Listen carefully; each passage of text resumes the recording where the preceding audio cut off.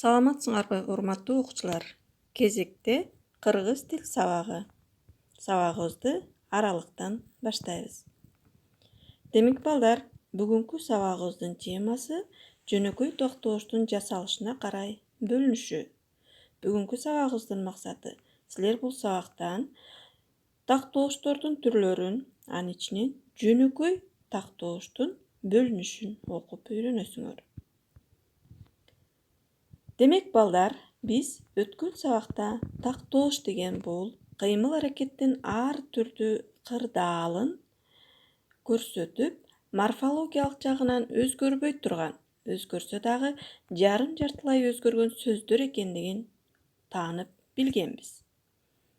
Демек ошол тактооштор түзүлүшү жагынан экиге бөлүнө тургандыгын дагы окуп үйрөнгөнбүз. Жөнөкөй жана татаал тактоош болуп экиге бөлүнөт дегенбиз. Жөнөкөй тактоошторго булар бир сөздөн, ал эми татаал тактоошторго эки же андан ашык сөздөрдөн түзүлөт. Татаал тактооштор эки же андан ашык сөздөрдөн түзүлгөн тактооштор ортосуна дефис белгиси коюлуп жазылат. Мисалы, бат-бат, тез-тез, ары-бери, аз-аздан, көп-көптөн. Мына байкадыңарбы балдар? Булар эки сөздөн туруп атат. Демек, булар татаал тактооштор болот. Булардын ортосуна дефис белгиси коюлат. Илгери мүнүшкөр болуптур. Ушул сүйлөмдү карайлы. Демек, бул кыймыл аракеттин качан болгондугун бизге тактап көрсөтүп атат.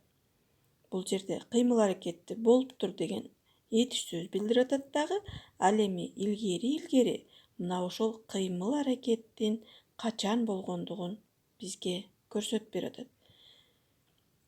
Автобустар бат-бат каттап турат. Демек, бул жерде дагы кыймыл аракетти каттап турат деген этиш сөз билдирип атат. Мына ошол кыймыл аракеттин сын сыпатын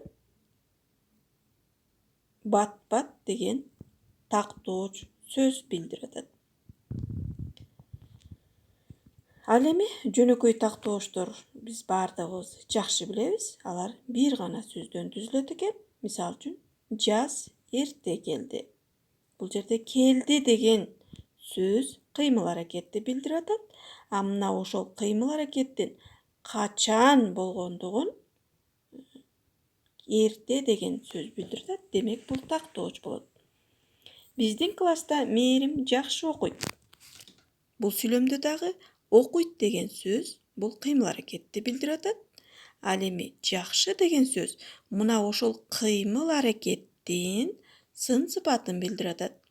Демек, дагы бир жолу кайталаймын.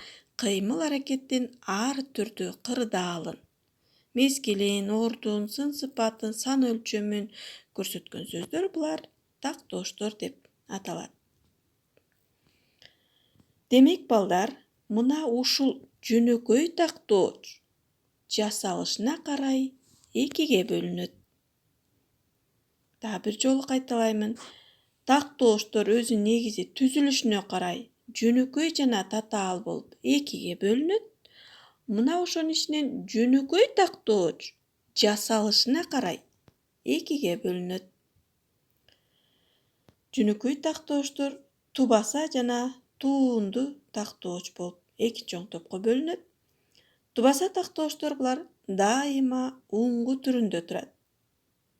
Демек, эч кандай мүчө уланбаган, уңгу түрүндө гана турган тактооштор булар тубаса тактооштор болот экен. Мисалы, аларга төмөндөгү сөздөр кирет.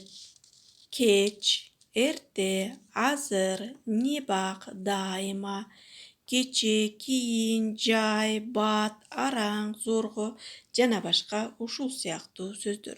Байкадыңарбы, балдар? Буларга эч кандай мүчө уланган жок. Мына ушул тубаса тактооштор этиш сөздөр менен айкашып айтылат. Бул жердеги этиш сөздөргө назар салабыз. Кеч келди. Көрдүңөрбү? Бул тубаса тактооч менен эйтиш сөздөр бири-биринен айкашпай айтылып атат. Ылдам окуду.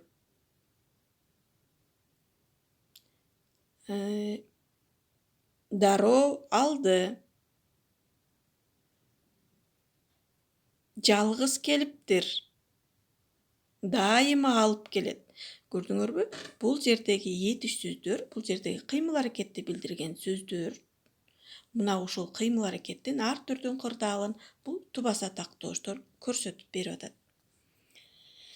Демек, балдар, силер бүгүн тактоочтор боюнча алган билимиңерди бир сыйра эсиңерге түшүрүп алдыңар жана ошол жөнөкөй тактоочтун жасалышына карай бөлүнүшү боюнча маалымат алдыңар. Анда эмесе, балдар, мындан аркы мен силерге ушул тема боюнча бышыктоо үчүн суроолорду слайд аркылуу группага жөнөтөмүн. Мына ошол группадан силер слайдтарга жооп бересиңер. Үй тапшырманы дагы слайд аркылуу мен группага жөнөтөмүн.